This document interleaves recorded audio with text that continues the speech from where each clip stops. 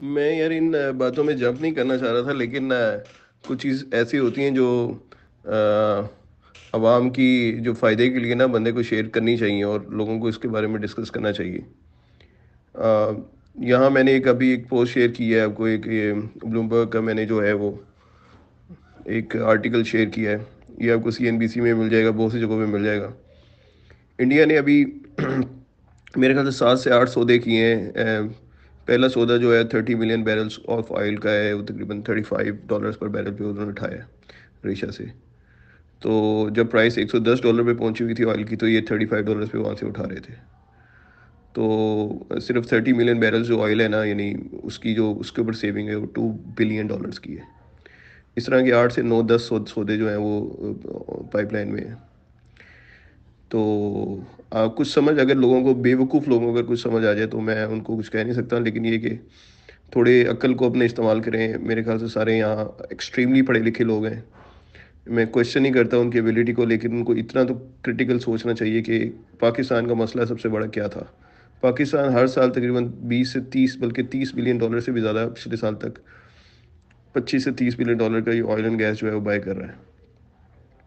और पाकिस्तान के साथ कोई भी ऐसा एग्रीमेंट किसी कंट्री का नहीं है कि वो लो प्राइस पे उसको ऑयल बेच रहा है। ना ही रशिया है, ना ही सऊदीया है। जो इंटरनेशनल प्राइस होती है गैस और ऑयल की, वो पाकिस्तान को पे करनी पड़ती है। कोई लॉन्ग टर्म एग्रीमेंट्स नहीं है, कोई ऐसे एग्रीमेंट्स नहीं है जिसकी बेस के ऊपर जो है ना आप कोई अपना कोई जो है ना वो अपना लो प्राइस पे ऑयल बाय कर सकें, राइट। अब इनका एग्रीमेंट था $35 पर बैरल पे, जब $110 पे ये उठा रहे थे, यानी इंटरनेशनल प्राइसेस हुई हुई थी, तो $35 पर बैरल पे उठा रहे थे। तो यहाँ एक इंडिया जैसी कंट्री को बैठे बिठाए 20 से 25 बिलियन डॉलर का जो है वो एक, यानी आपको बता रहा हूँ कि ये 6 महीने के अंदर अंदर उनको बेनिफिट नज़र आ रहा है। और यानी शायद इससे बहुत बढ़ जाए 6 महीने के अंदर, तो मैं मतलब 2 महीने के अंदर जो मैं कह सकता हूँ, क्योंकि 6 महीने के अंदर तो ये तकरीबन 4 से 5 गुना बढ़ जाएगा।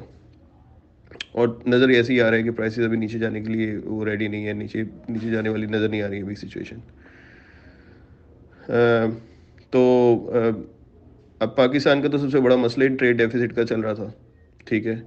और डॉलर की जो उड़ान हो रही थी वो सारी इस वजह से थी कि आपकी ट्रेड डेफिसिट जो ही बढ़ता था, आपकी जो है अब कमोडिटीज़ की प्राइसेस बढ़ी हैं, ऑयल की प्राइसेस बढ़ी हैं, सारी चीज़ों की प्राइसेस बढ़ी हैं। आपका जो ट्रेड डेफिसिट है वो तो बढ़ना बढ़ना था, और डॉलर के ऊपर प्रेशर आना था।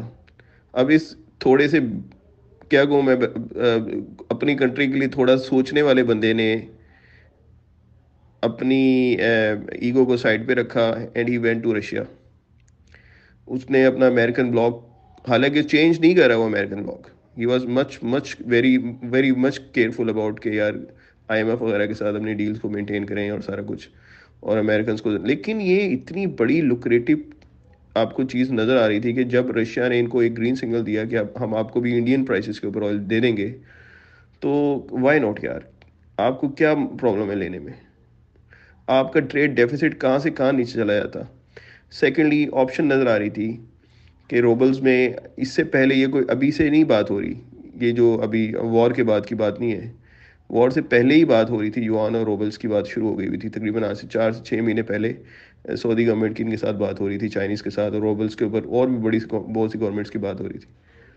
तो आपको डॉलर्स में देने की ज़रूरत ही नहीं है। देखें कि यानी आपके beggars can't be simply 20 choosers. से 30 बिलियन Please डॉलर जो है understand वो that. आपके सिस्टम और से, जो कहते आपके हैं ना जो है ना कि वो जो बेगर्स निकल रहे कांट थे, बी जो आपके चूजर्स, ट्रेड डेफिसिट में अपने सबसे बड़ी कंट्रीब्यूशन थी, गरेबानों में वो झांके आपको रोबल्स कि में एक तो कौमें ठीक है, वही और उसके खड़ी बाद होती हैं वो जो 1/3 चूजर्स ऑफ होती प्राइस में हैं। आपको मिल रहे हैं। बेकारी को कौन और फिर पूछता है? आपको गैस भी मिल रही है, क्योंकि आपके अपने गैस के रिजर्व जो है वो 5 से 6 सालों में ख़त्म होने वाले हैं। अपने जो रिजर्व्स हैं आपके 5 से 6 सालों में ख़त्म होने वाले हैं। ज़्यादा 7 सालों में आपके रिजर्व जो है वो डिप्लीट हो गए हैं तकरीबन। सबको पता है, ऑयल एंड गैस के जो भी लोग हैं मेरे ख्याल से वो अंडरस्टैंड करते हैं कि जो मेजर रिजर्व्स हैं जो आपके जो हैं वो इस टाइम डिप्लीट हो रहे हैं हैवीली, और उनके पास आपके जो मैक्सिमम, मैंने अभी 1 2 आर्टिकल्स पढ़े हैं उसमें 9 से 10 साल नज़र आ रहे हैं। उससे पहले ही मेरे ख्याल से काफ़ी काम शुरू हो जाएगा।